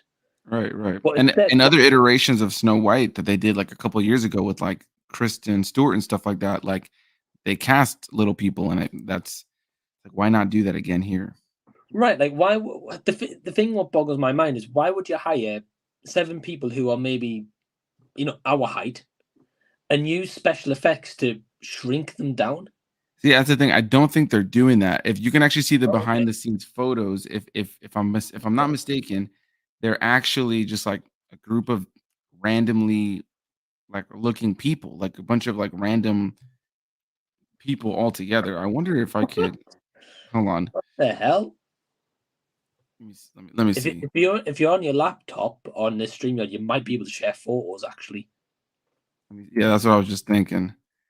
I've not seen any behind the scenes stuff. I know that Rachel Zegler is Snow White, right? She is Snow White, and yeah, it's like let me She's see. been really causing a big controversy with it, I believe. I think I can actually. I think it's on like the layout where you select like what option how you want us to be seen. I think it might be on that one. So let me see. Oh, there we go. Something's loading. Yeah, so you see right here Yes, I can see. Yeah. that this is what they're supposed to be. This group of of just individuals, Wow. and like that's what they're going for. Here's a behind the scenes photo of Rachel Zegler and the makeup and stuff. But like this is what the Seven Dwarves is going to be this time around, instead of having them actually be dwarves. So they're cutting the dwarf element altogether, um, which is the part that kind of boggles my mind. I don't really understand why that would be the way to go about this at all. Like it doesn't make sense to me at all. And the way that I don't know if you've seen all those behind the scenes things with Rachel Zegler, like those interviews she's given where she's essentially Mhm. taking a massive crap on the original film. It's like why did they cast her? Why? Right. Right. Again, it could be one of those things with Rachel Zegler where just because she's a big name, or for example, it could be to have like more diversity in the movie, which I think we're all for diversity in like any movie, right? Right. But as long as it fits that movie, Right, of course. like Snow White, Gotta fit the movie. right? Snow White. I mean, obviously, again, I only saw it for the first time this year, um, which I know boggles your mind probably. But like that movie is not really a diverse kind of movie. You've got your set characters, you've got the seven dwarfs, but like that picture there, it was like different ethnicities, not dwarfs. Like it's almost as if they've just abandoned that and just thought, oh, we'll just make a live movie and just call it Snow White, you know? Yeah, I'm pretty sure they're not even gonna call it Snow White and the Seven Dwarfs, they're just gonna call it Snow White, and it's like you just remove it, and I've seen, a lot of, little people just be upset. It's like, "You just robbed us of roles," like that Right, those are the perfect roles, that like, those are iconic roles for right, little people, like, and, there's sometimes those little roles in general are the ones that end up giving those little actors like the chance to kind of break out or do something cool, Like I right, think of something like the Ewoks. I've met a bunch of the actors who have played the Ewoks in or played the Ewoks in Star Wars Return of the Jedi. right, They're all little people, Warwick Davis, of course, is the big one because he played the main one, Wicket. Um, right. but there's tons of others that go to still show up to Star Wars Celebration and have booths where people can come get an autograph and they make a living off of being Ewok number 3 or something, and so to remove those roles and just have like Snow White and the 7 random people, it's like just kind of Uh, what is even is this? It's just terrible Disney status that they're in right now. I don't even know if they know what they want to do right now. Right. I mean, When they started the live action remakes, I was on board. I liked Maleficent. It was kind of like a different take on the story. I liked Cinderella. I see that Ryan popped in here saying the Jungle Book from 2016 to me remains the only good remake. While I do think there are other ones personally for there's me, two. you said there's two. What's the second one for you? Hold on, hold on. I'll grab it. Yeah, yeah, you're good. I will say though, I do think that the Jungle Book from 2016 is the only remake they've made that I would argue is better than the original. I love that 2016 Jungle Book. What's the second one for Yeah. you? Well, first one, I definitely agree with you guys. Jungle Book, absolutely fantastic movie. Love that movie. Um, and not so much a remake, but retelling for me is Uh, Cruella. Cruella, you're right. That's right. I should have suspected that. That's a good one. And that one's cool because it's like kind of like Maleficent. It's not really a remake. It's more of like a, I guess Maleficent's more of a remake because it does tell the story of Sleeping Beauty, Right, and it's from a different right, perspective. Where Cruella's kind of like a like a new kind of version of like a series of events, which is cool. Which makes me excited with right, Cruella 2 if it can maybe tie into the events of um 101 Dalmatians, which we've already had remakes of with Glenn Close as Cruella back in the day. um right. so yeah, very, very curious to see where they take that. But I've enjoyed a lot of the remakes. I really enjoyed Aladdin. I really enjoyed The Lion King. More often than not, never better than the original, but I've enjoyed them for what they are. I enjoy Beauty and the Beast. But yeah, man, in the last little bit, even me who was a fan of some of these that people didn't like, I've been, man, like that Pinocchio one they did last year was absolutely terrible. The Peter Pan and Wendy that they did earlier this year was not good. Um, and I'm just like starting to like lose faith in some of these. Like they just kind of like they're starting to make changes and include things that just like feel like, did you even watch the original? Like, why did you even Right. choose to do this? It's pretty crazy. See that Ryan also said that it's going to be Snow White is going to be a gigantic train wreck. Yeah, I definitely think we're headed in that direction. Um, Other Ryan also said that he thinks Snow White would probably won't be any good. Yep. Right. And that Rachel Zegler, I've been hearing, has been marking comments about the original or making comments about the original. I guess that made people mad. I see it on Twitter all the time. Yeah. So she literally pretty much has been just doing these like really just like these weird interviews where she's coming off just so pretentious and kind of like talking about how like Snow White won't be saved by a man because a woman doesn't need to be saved by a man. This it's like she's coming across in this like super pretentious, like woke kind of approach. Mhm. Um, and she's doing it in such an obnoxious way where it's like, that's the story, like that's Snow White. I'm all for movies with a strong female lead, that doesn't need Right. a man to save her. Like, cool, but that's not Snow White. Still Man, make another movie. Cruella. Right. Cruella doesn't need a man to be saved. Right, exactly. So it's like it's just strange. Now here's an interesting one because I know we fell on two opposite sides of the coin on this one. Ryan also says that he's still curious about the Little Mermaid. Now I saw the Little Mermaid twice, liked it the first time, didn't love it, but liked it, but enjoyed it more even on the second watch. But I know you were not a fan of the Little Mermaid, right? Yeah, man. Don't get me wrong. I don't think it's the worst Disney live action remake that they've ever done. Because I think before seeing that Little Mermaid, I'd only watched the original for the first time like a week or so before then, a Right, couple of right. days before that.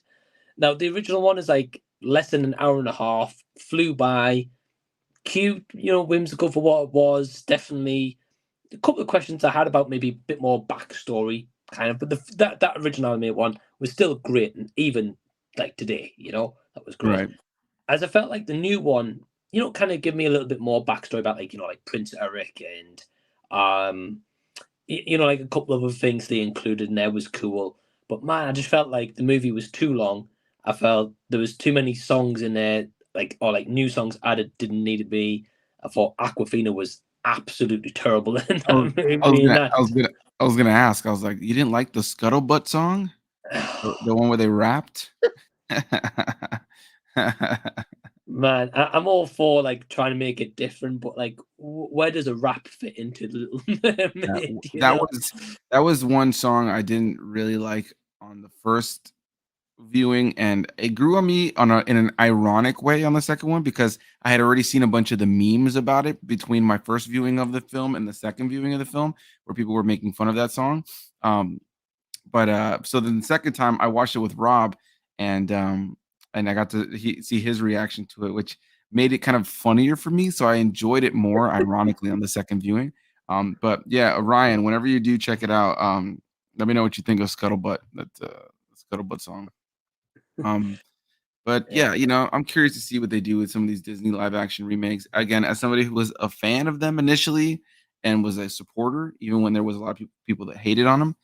um, yeah, I feel like it's best if they just stop now because it's getting out of hand. The fact that we're getting a live action remake of Moana, soon, that's gonna yeah, star The Rock again as Maui.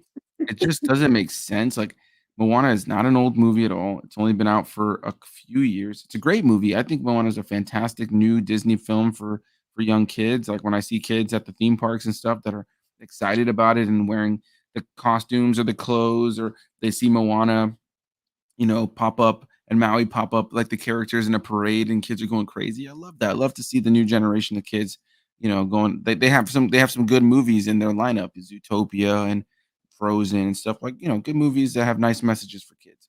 Um, but to remake one of those already, like remaking movies from our childhood from the 90s and the like 80s and stuff is one yeah. thing, but to like, I don't know, it seems super strange to remake something that literally hasn't even been out for a decade. Money. Like it seemed as if you're right. Like those first ever live actions that they made was more for passion, and like they thought, let's adapt this into live action, like maybe bring a new audience into this and Right. present it in a different way. So that's why, like the Cinderella, like the live action Cinderella, I thought wasn't too bad. Right. Like Jungle Books, as we said, it's fantastic. Whereas Moana, I think, because Disney have lost so much money recently, they know pretty much anything with the Rock in. Normally, even if it's a terrible movie or not great, Right. he always brings like box office money.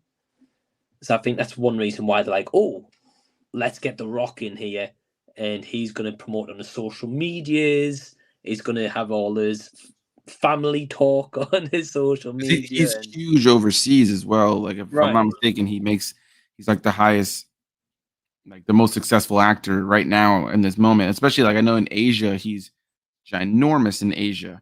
So right, like, anywhere that he's got a movie released, he makes like worldwide big money. Um, I see right. that Ryan also said that he's actually looking forward to the Moana one because he loves the original so much, but by far the most absurd remake idea yet.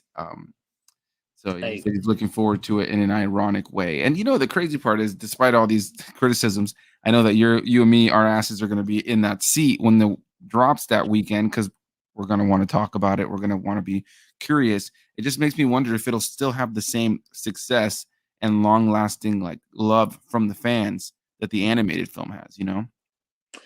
This is the thing. I think again, it's going to be one of those where The Rock's got massive worldwide appeal, as you've said. So straight away, die-hard fans of The Rock's are going to be there day one, right? China, England, America, Germany, wherever. Then you've also got the market where kids every day watch Moana on Disney Plus. Right. So straight away, they're not going to think like us, live action Moana, like why they're doing that. They're going to be like, yippee, Right. Parents, grandparents take them straight away, go see the movie. So I think straight away it's going to be a success. It's going to bring in money. I think Disney are, the recent announcement to make Moana live action, Toy Story 5, Frozen, I think Zootopia 2 was in there as well. I might be wrong. Right. Straight away, I think it's just them and ideas just to be like, right, we've lost so much money with Strange World and all that kind of stuff. We need to get that back. Let's bring in some IPs we've got and capitalize on them, really. And especially The Rock. The Rock brings money. Fast and Furious, Jungle Cruise, whatever he's in. Netflix Red Notice was one of the highest viewed things ever. Right. So it's just money, man. He's a money machine, basically. Do you think that if the Moana live action remake is a success, that we'll see more like less than a decade old Disney movies get live action remakes, like maybe like a Frozen, where like we'll eventually have Frozen in live action as well, like for the newer films that have come out? Man, I'm surprised at this point in time we haven't got a Frozen live action already. Right. The closest we got was, I believe, those characters appeared on that TV show Once Upon a Time, which has like a bunch of like fairy tale characters. I'm pretty sure Elsa and those characters appeared there, if I'm not mistaken. Right. Yeah, I've never seen it, but I believe you're right. And I think the only other kind of rendition you've got of Frozen besides that is, at least here in the UK, they did something called Disney on Ice, which is like an arena show. They do like Frozen, Cars, Toy Story, that kind of stuff. But Frozen's on there, and like that makes a lot of money anyway. Disney property, right? So I say Frozen, I thought would be live action, like kind of the first project they would announce, But they'll probably get the trilogy out the way, sell up numbers, and then probably be like, right, let's bring in a live action Frozen. Yeah, I'm curious to see if and how they pull that off, because what's it called? I recently went to go see Fantasmic since they brought it back. It's been a while, but they did some changes to it at Hollywood Studios here in Central Florida, and I hadn't gone in a while, and I went to go check it out. And while it's still like wholly like the same show, they did add some new things and change some things. And one of the things they added was a segment where Elsa comes out and sings like her songs from Frozen. And dude, the second that Elsa's on stage, like the place just erupted, because the kids today just love Frozen. So yeah, I like you, I almost feel like that's just inevitable, like that it's going to be coming soon. So it makes me wonder if Moana does have that success, if we'll see a lot more modern day movies, get that live action treatment. Maybe even something like Wreck-It Ralph, which would be I'd be curious to see a live action Wreck-It Ralph. Though I don't think we need it, is what I'm saying. I think at this point, the live actions can slow down. Off the cover says, Disney, get woke, go broke. That's the key lesson here. It's a tough situation, right? Because Disney has so many things going on, different franchises, that like they might fail in one area with certain projects, but I don't necessarily foresee them like struggling hard, in terms of like, because even when something in a franchise bombs, all it takes is something else that's really good in that franchise to have a little hype. A lot of people would say that, in the last, going to my favorite thing, Star Wars, since Star Wars has been with Disney, people can have a lot of criticisms with how the movies went and how maybe the last season of The Mandalorian went, or how the theme parks or whatever. But like when I go to the theme parks and I go to the Star Wars section, it's packed out, bro. And there's kids running around with lightsabers. They're making bank at the merchandise that's being sold there at all times. You got something up there? I've got something to show you. Let's see it. So you mentioned about the Disney theme parks, Right. and you're right. And you're right. Obviously, last September when I was in Florida, I got to experience Star Wars for the first time, and man, it was amazing. And I So brought good. home like those mementos from Star Nice, Wars, nice. man. So I've Love got that. got the three of them anyway. They're up on my shelf all the time.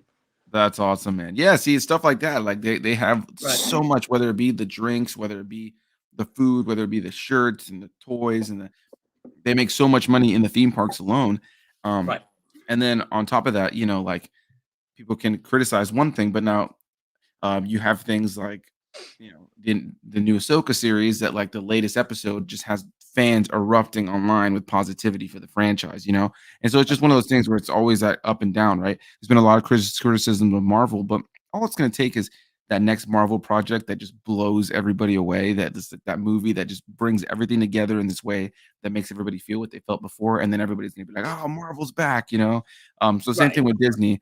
It's like people can crap on some of the live action movies or this, that, but all it takes is one of those to like really connect with people, or a new Disney movie or new Pixar movie to really connect with people. And then people are like, oh, Disney's back, and then that movie just makes so much money. So it's a weird Yeah. thing, man, with the Yeah, well, good point with Marvel. Like the theme parks, obviously they've got like the Avengers Campus, I think, in right, a couple of them, and I bet right. those places are packed every day. The merch that gets sold, so they might take a loss on the Marvels coming up, but they'll get that money back in the theme parks. Right, and a lot of this stuff, even when it bombs in theaters, it makes money on the merch that they sell for the thing, the Mhm. shirts, the toys, the games, or like the Blu-ray sales, the rental sales. Once those things hit like online, a lot of times Right, these movies will, and it's like something like Solo, a Star Wars story, bombed in the theater, but like since the movie came out, it's gotten more and more love from fans online. I see people wearing the Solo merch all the time, especially at the Disney theme parks. I'll see like Solo merch, right. um, and I see people wearing it, and it's it's one of those things where something can bomb, but the franchise is big enough, it'll slowly live on as people kind of move away from like that negative criticism or that it had when it first came out, and it kind of can just like live with people, you know. Um, Right. Yeah, you're right. Ryan, what were you saying? Sorry, go ahead. No, no, no. I was just saying I agree. Oh, okay, gotcha. Yeah. Ryan also said that it's gonna make as much of an impact as Cinderella 2015 has made. What are you referring to exactly? The As you Moana mentioned, like one? Snow White, maybe. Maybe, but I feel like the Cinderella did pretty well. I could be wrong. I could be absolutely wrong, but I feel like it did well when it came out because it was still kind of early in the days of this stuff. Um, Other Ryan also said that they are doing Frozen 3, which I believe is why no Frozen live action. Yeah, like Yeah, like you were saying, it's like they're probably like let's focus on the the the movies and trilogy. then we'll get to the other stuff. And there's certain things that they've included these characters in so many things. Once Upon a Time, the Phantasmic live shows. There's a sing along live show at Hollywood Studios as well. And even my favorite video game franchise, Kingdom Hearts, had a Frozen World in the third installment. Um, Mm, so, it's one of those things where I just feel like it's just going to continue and continue to keep going. Ryan also clarified saying that the Moana remake, right. you feel like it's going to have the same impact of the 2015 one or Cinderella. Um, yeah, I don't remember how big the impact was of that movie. I know it did pretty well in theaters, but I don't think it like changed anything I much. don't know if it's one of those you might mean where Cinderella probably doesn't get talked about a lot. Like as you mentioned, if you think of it like a long-lasting impact, I get Gotcha. Yeah, I feel like it'll be similar. Yeah, it's one of those things where like when I think of Cinderella, I still think of the original. I still think of even some other iterations that we've gotten, more Mhm. so than that one. I remember the one with Brandy and Whoopi Goldberg. I think it was Whoopi Goldberg from back in the day. Yeah, Okay. yeah, it's a completely different take on it. Like, they made Cinderella a black woman, and then I think like the prince is like a Hispanic guy, and you have Whoopi Goldberg that plays like the queen, and yeah, it's a completely different take on the story. Uh, Like did you ever see that Cinderella one they did? Was it last year or the year before? Was it Camilla Cabello on Amazon Prime one? I didn't. I heard it was terrible. Did you see Me it? too. No, I heard it was that bad, man. I thought I'm not. Maybe So terrible movie collab at some point, but right. I so something I've actually funny enough. wanted to do. Obviously, right now I'm still working through a bunch of series, including our Land Before Time series and stuff, and I want to I finish do all those owe you up. those, by the way. Yeah, no, you're good, man. I've had so many videos to do as it is. Now that we're coming into the Halloween season as well, I'm gonna start bust. I have a bunch of collabs that I have planned. That are going to be covering just random horror movies. But on my own, I'm going to finish wrapping up the Halloween franchise, which I have done so sporadically at this point. I covered both Rob Zombie Halloween films. I covered the original two Halloween films, and I've covered the three newest Halloween films. But I haven't covered Right. Halloween 3, Season of the Witch, and on of the original timeline. So I'm going to try to knock those out this October. But on top of that, I also wanted to cover. Um, my goal was to do a huge collab series, kind of like I did with the X Men series on the channel, where I had a different person joining me for every single installment of all the X Men movies. I want to do the same thing, go all the way back decades and decades ago, and cover every single Cinderella film and have a different guest on for every video. So I don't know when I'm going to do that, but it is something that I am planning to do. And speaking on what we were just speaking on, Ryan says that Cinderella on Crime was horrible for sure. I can't imagine why, Ryan. Yeah, I mean, I once I saw Camila Cabello, whatever her name is, um, yeah, for me, it's like the when you bring in these like pop stars to be actors, and it works sometimes. It works from time to time. Some actors, Right. some people have really surprised me. I think of somebody like Lady Gaga, who I feel like as I've seen her in things, she's gotten better and better as an actress. When I first saw her in American Horror Story, I was like, okay, I'm not like super sold, but she did A Star Is Born. She's gonna be in the new Joker, and when I've seen her in things, I'm like, okay, cool. I'm pretty sold on her as a as an actress to some degree. Justin Timberlake felt the same way at first, but as he's appeared in things doing voice work and stuff like that, like he's not half bad. I enjoy him in those movies and stuff, and Mhm. not it doesn't always work out, but sometimes it could be not too bad. Um, Right. and then I see also worst reviews in here says, "Oh Lord, yeah, I did that X-Men Origins Wolverine review with you." Oh yes, you sure did.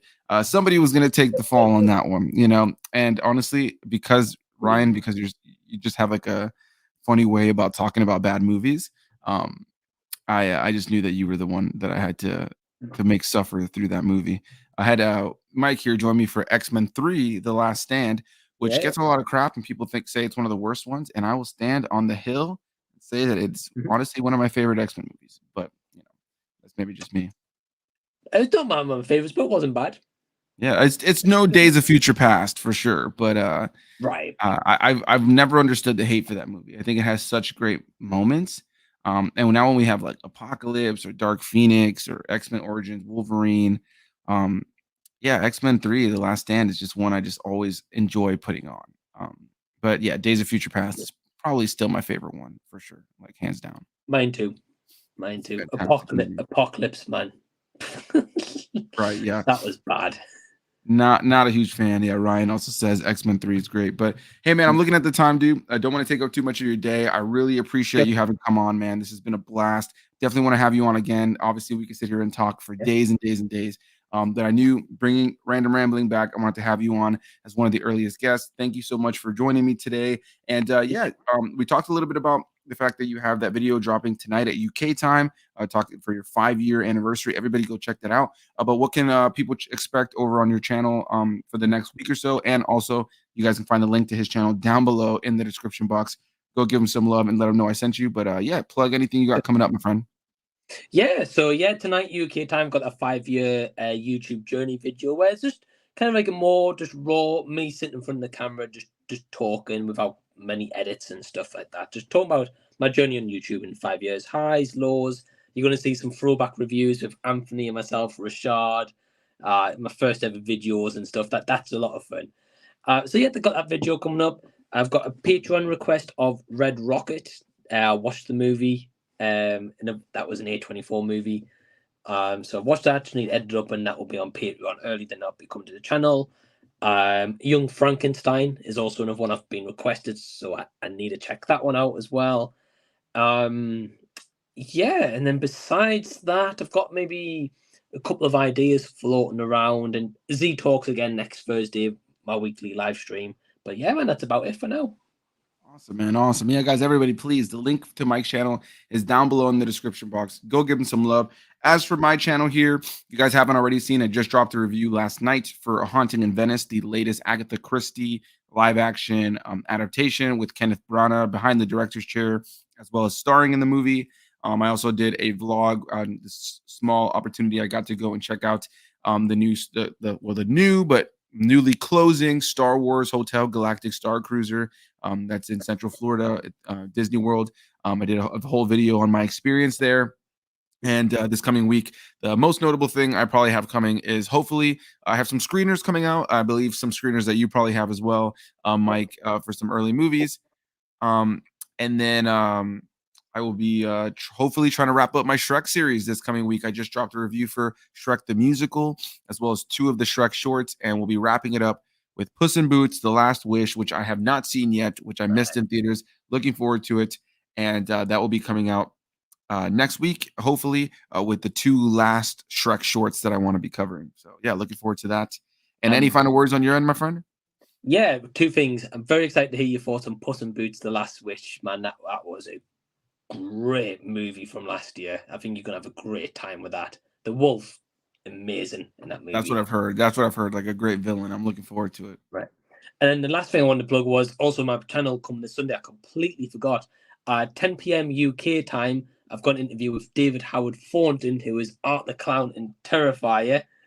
I forgot about that. But the cool thing is, just so you guys know, the interview is going to be 40 minutes long. The first 30 minutes primarily is going to be questions that I've got planned for him. Then I'm going to leave the last 8 to 10 minutes of maybe some questions from people in the comment section to actually ask David yourself. So if anyone's tuning in, got a good question, I'll show it on screen and you'll get it answered by David. Dude, that is so awesome. I'm so happy for you. So excited. I can't believe you. We were just talking about it too. I can't believe I didn't think to mention it either. You're literally interviewing one of the biggest horror icons of the moment. That is awesome. Everybody tune into Mike's channel for that on Sunday. I'll be there for sure. Can't wait to see it. I might not be able to watch it live now that I think about it because I'm actually going to a concert to see my favorite band, Avenged Sevenfold. But I will definitely be tuning in to check it out afterwards. Give that a like immediately and some comments. Dude, it's been a blast talking to you today. I wish we can go on longer, but I hope you enjoy the rest of your day. I'll have you on again very soon. To everybody watching, if you're watching this after the fact, whatever the case may be, you can go back, catch up on anything you missed here. Go check out Mike's channel. Links down below. And we'll see all you beautiful people in the next one.